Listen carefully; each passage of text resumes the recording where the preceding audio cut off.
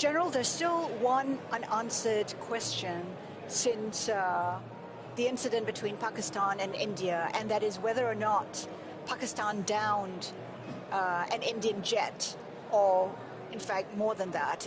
Can you confirm? I think what is important is that not the jet being down, but why they were being down. But a jet, at least one jet was downed? Yeah. Why they were.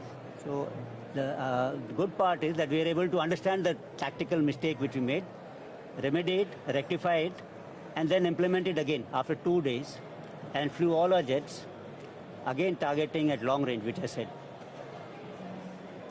Pakistan claims 6 Indian jets were downed. Is it correct in that estimate? Absolutely incorrect, and that is not information which I said is important. What is important is why they were down. That is more important for us. And what did we do after that? That's more important.